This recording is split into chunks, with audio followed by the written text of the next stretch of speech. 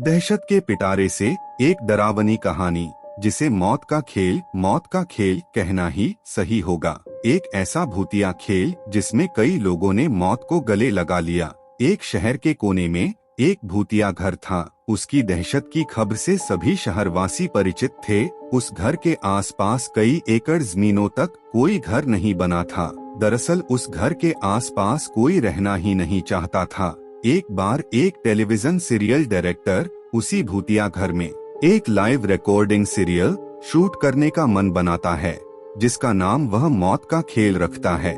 इस खेल में चुने हुए प्रतिभागियों को भूतिया घर के अंदर पूरी रात गुजारनी होगी और इस दौरान हर कमरे में कैमरे लगे होंगे जो इनके डर भरे पलों को रिकॉर्ड करेंगे, और अंत में जो प्रतिभागी बिना डरे पूरी रात गुजार लेगा उसे 1 करोड़ की इनामी राशि दी जाएगी। सीरियल डायरेक्टर मौत का खेल की घोषणा सारे शहर में कर देते हैं, लेकिन उन्हें प्रशासन का एक नोटिस आता है कि आपको उस घर में शूटिंग करने की इजाजत नहीं मिल सकती।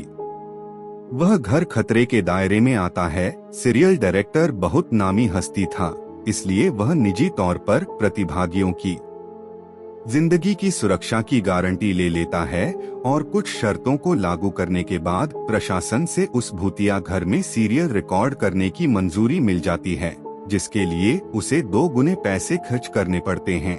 प्रशासन की परमिशन मिलते ही पूरे शहर में मौत का खेल के पोस्टर चिपक जाते हैं।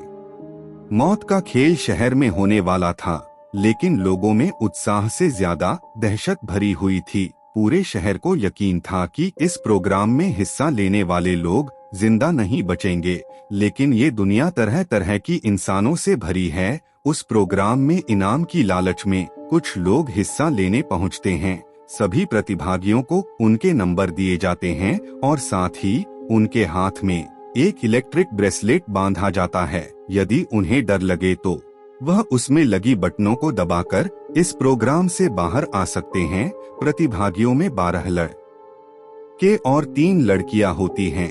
दिन के समय ही बिल्डिंग के कमरों में कैमरे लगा दिए गए थे, क्योंकि रात को भूतिया आत्माएं उस बिल्डिंग के कमरों में दहशत का तांडव मचाती है, और रात के समय अंदर जाने की हिम्मत बहुत कम लोग ही जुटा पाए थे।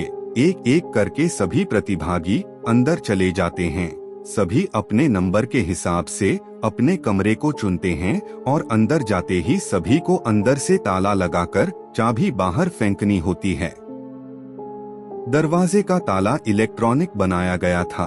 उनके हाथ में लगे ब्रेसलेट के बटन दबाते ही वह ताला खुल सकता था, लेकिन यह बात उन्हें बताई नहीं गई थी। अगर किसी प्रतिभागी ने वह ताला खोला तो प्रतिभागी प्रतियोगिता से बाहर हो जाएगा, जो कि कैमरे की रिकॉर्डिंग में दिखाई देगा। सभी के कमरे में निर्देश देने के लिए स्पीकर लगाए गए थे। उसी से सभी को संकेत दिया जाता है कि सभी जल्द से जल्द अपने कमरे का ताला बंद करके चाबी दरवाजे के नीचे से बाहर फेंके, और इसके बाद कमरे की लाइट बंद की जाएगी। निर्देशों के अनुसार सभी अपने कमरे को अंदर से बंद कर देते हैं और चाबियां दरवाजे के नीचे से फेंक देते हैं।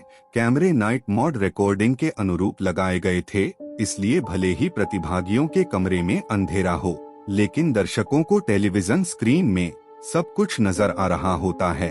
धीरे धीरे डर की दस्तक हो जाती है। प्रतिभागियों में से एक लड़की अचानक अपने कमरे में चीखने लगती है। उसे ऐसा लगता है कि कोई उसका गला दबा रहा है, और वह छटपटाने लगती है। कुछ ही देर में वह डर से बेहोश हो जाती है। उसके बेहोश होते ही लाइव सीरियल देख रहे दर्शक घबरा जाते हैं।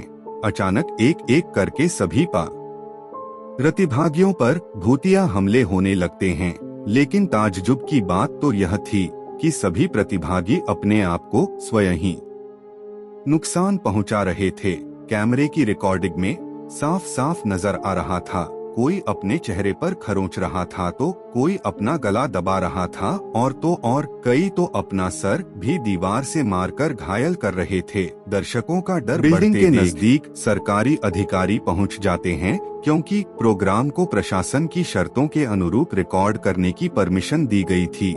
जिनमें से एक शर्त यह भी है कि यदि किसी प्रतिभागी को शूटिंग के दौरान मेडिकल की जरूरत पड़ेगी तो तुरंत डॉक्टर उपलब्ध करवाया जाएगा, और जब सभी प्रतिभागियों को लाइव रिकॉर्डिंग में चोट लगने लगती है तो सभी प्रोग्राम को रोकने की आवाज उठाने लगते हैं। रातों रात प्रशासन पर दबाव बढ़ जाता है। दर्शकों में दहशत फैलते देख प्रोग्राम का प्रसारण रोकने के आदेश आ जाते हैं।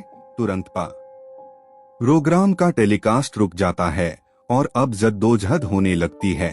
सभी प्रतिभागियों को बचाने की फायर ब्रिगेड की गाड़ी बिल्डिंग के बाहर पहुंचती है, लेकिन रात के समय उस भूतिया बिल्डिंग के अंदर जाने की हिम्मत फायर फाइटर्स की भी नहीं होती। सभी बाहर से खड़े होकर प्रतिभागियों की मौत का तमाशा देख रहे थे, क्योंकि सभी उस बिल्डिंग के खूनी इतिहास से अच्छी तरह वाकिफ थे। कमरे में लगे हुए स्पीकर की मदद से सीरियल का डायरेक्टर प्रतिभागियों को ब्रेसलेट का बटन दबाकर बाहर आने का निर्देश देता है, लेकिन किसी प्रतिभागी को स्पीकर से कोई आवाज सुनाई नहीं देती और न ही प्रतिभागी इतने कंट्रोल में थे कि वह ब्रेसलेट की बटन दबा सकें। देखते ही देखते सभी प्रतिभागी लाइव रिकॉर्डिंग में ही आत्महत्या कर लेते हैं, लेकिन सब जानते थे कि यह भूतों के द्वारा किया गया नरसंहार है। सुबह होते ही सबकी लाशें निकाली जाती है और सीरियल डायरेक्टर को भारी मुआवजे के साथ कई साल की जेल की सजा सुनाई जाती है